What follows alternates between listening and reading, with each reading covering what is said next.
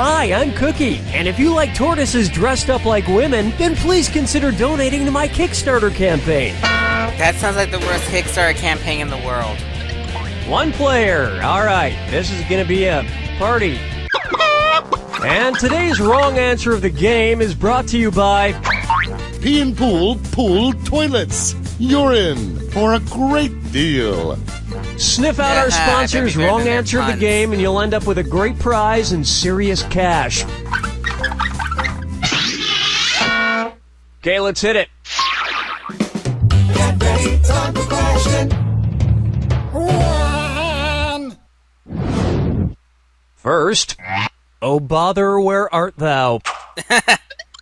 How would Winnie the Pooh probably spell Honey Boo Boo's name? Honey Boo Boo, Honey Boo Boo, Honey Boo Boo, or Honey Boo Boo? As evidenced by his honey pot, Winnie the Pooh spells honey Hunny. So you get to watch the Pooh Bear as a kid. The other animals in the 100-acre wood are just glad he hasn't figured out he's a bear and should have eaten everybody by now.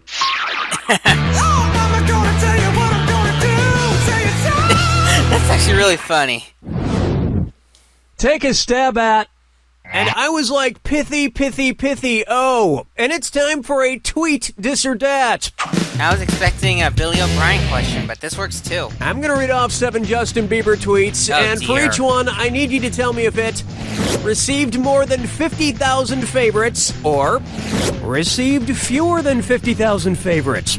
If it has more than 50,000 favorites, press the left arrow. If it has fewer than 50,000 favorites, press the right arrow. We good? Here we go. Okay, fine. Hi. Hello. Haha. Frog lawn mower. Great night. Long flight. Really? Africa. There you go. That's like 3. Nobody's following you. I don't even have Twitter, so it doesn't matter.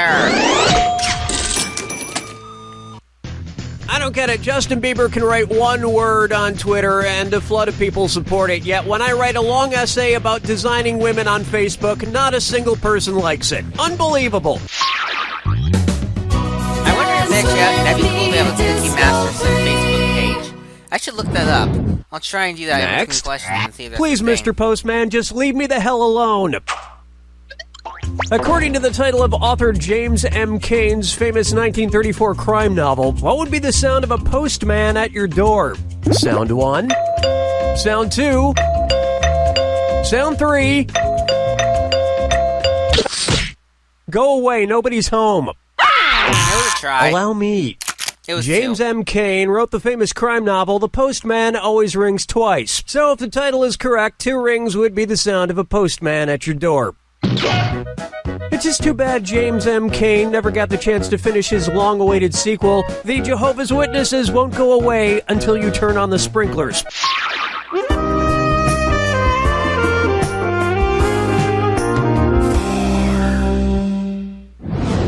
There's a Facebook Here we page have for Cookie, but it's broken. Snap, Crackle, and Crunch.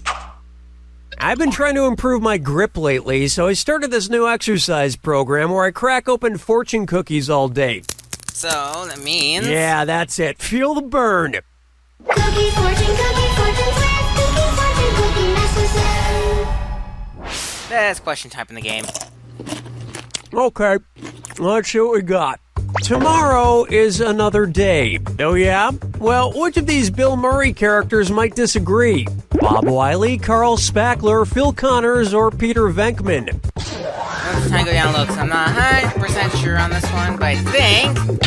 Phil Connors is Bill Murray's character in the comedy classic Groundhog Day, about a man who keeps reliving the same day over and over again. So for him, tomorrow isn't another day. It's the same day.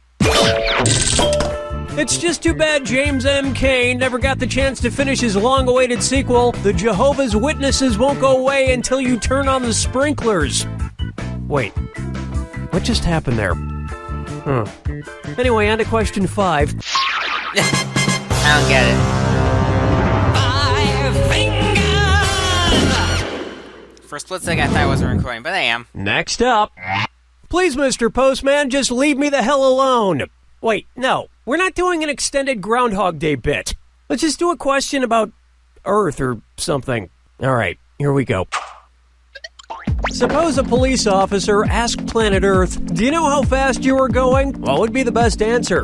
About 6,700 miles per hour, officer. About 6... The Earth moves around the sun at an average speed of 67,000 miles per hour. But the Earth got out of the ticket by wearing a low-cut top that showed its poles. Ugh. That about does it for round one. And it looks like you might be getting the hang of this. Keep in mind, all the prizes are doubled in round two. How about the wrong answer? And hint, hint, keep an eye out for the wrong answer of the game. It's still out there. It's time. I don't know what the wrong answer of the game is for this one, so let's see if we can find it. 6. Coming up next, R&B prepared. If the R&B singer Brandy were just like the alcoholic spirit Brandy, what should have been her previous stage name? Vodka, wine, whiskey, or rum? Oh. It's either like rum or whiskey. You're drunk. Yep, okay. Watch Rum. how easy this is. Oh, Brandy it's is made wine. by distilling wine, which concentrates the alcohol. And boom, brandy. Personally, I prefer to sit down and unwind with a snifter of Moesha. Alrighty then. Get up and shake your monkey bang. Try this on for size. Kiss me, Kate Upton. So, I had this weird dream where Kate Upton and I got married and moved to the suburbs. It sounds nice, but I never get to see her because she's always dropping the kids off at soccer practice and I just go mow the lawn. Oh man, I hate being dream married. Where would Dream Kate Upton be off to if our imaginary soccer-playing kids switched to playing rugby? Dropping the kids off at the pitch, dropping the kids off at the green, dropping the kids off at the pool, or dropping the kids off at the diamond? Dang it. I think. Swing and a miss. Want to see the right answer? A game of what's rugby the is pitch? played on a field called a pitch.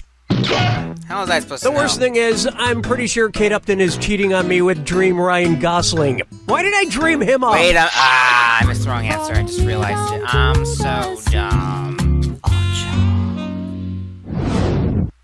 Here's a good one. Andrew Lloyd subletter.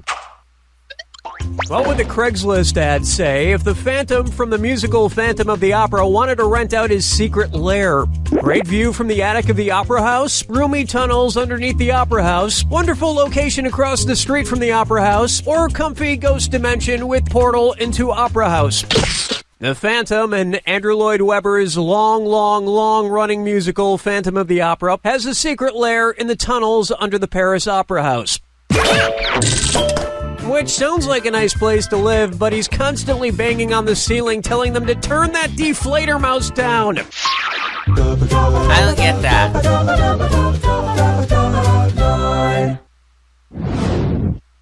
Up next, Swank you very much. I'm having an intimate gathering at my place next weekend. Some fine wine, hors d'oeuvres. It's black tie only party. No one's RSVP'd yet, but it's a busy time of year and... Did someone say tardy? Oh, yeah. Well, there's the Billy O'Brien question I didn't want. Who's the dummy? Not me. Cookie, I must have misplaced my invitation. What should I drink? Well, Billy, it's gonna be a very classy event, and, No trottling. I will drink only the very, very best that America has to offer. So, hey, what's the best-selling beer in America? Budweiser? Bud Light? Bud Light is by far the best-selling beer in America. But, Billy... No, don't try to talk me out of it. For you, only the best. No, please, don't bring it... Please don't... Please don't come... Well, I'm not at that party. I don't even know when the last party I went to was. Coming up, the Ben tolls for thee. Which of these Bens is closest to the height of Big Ben's tower? Ben Affleck, Ben Stiller, Ben Kingsley, or Ben Stein? Dear. I'm gonna have to go out on a limb, which means let's move the clock to go down one more, and then try. Not even Gandhi would forgive you for this. Yep. Where's that confounded right answer? Ben Affleck is 6'3", much bigger than the rest of these Bens. So he's closest in height to Big Ben up at the top of that clock tower. Fine. Yet strangely, he still can't seem to get out of the shadow of Matt Damon. Isn't Matt Damon the doctor from Doctor Who? I wouldn't know. Step right up to the Jack Attack. Oh, do you need to be somewhere? My mistake. Here's your clue. Comedians of game shows. Which game show do these comedians host? Good luck. It's our Lord and Savior, an easy Jack Attack. For example, after reset. And then they give me someone obscure like Jeff Foxworth, who I don't know. The good news is I know there are other easier ones coming up, so I can probably just bomb this question and then it's a jump, I guess. Is that a game show? Is that okay? I need to know some of these things. And I'll do enough now and watch you guys version each. Steve Harvey is the host of Family Feud. If you're paying attention to questions from earlier episodes of Feud or No Jack, you remember that there was a question about Family Feud and Cookie mentioned Steve Harvey, so that's how you know that he hosted Family Feud. Wayne Brady hosts Let's Make a Deal. There you go. Next, I think that's actually all the ones I know. Never mind, Howie Mandel hosts Deal or No Deal, which got rebooted, and I'm not sure what I think of the reboot actually.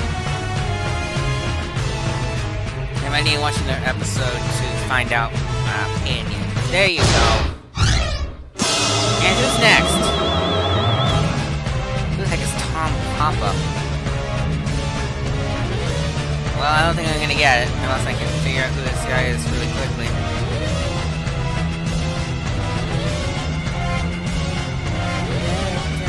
Doesn't look like it. The high school's name on Press Punch the Clown. Oh, there's...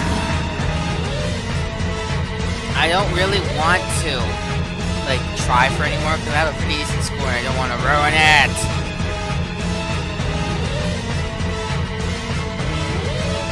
So we'll just let it go by because I hope at least that the next screen will say final score. There we go.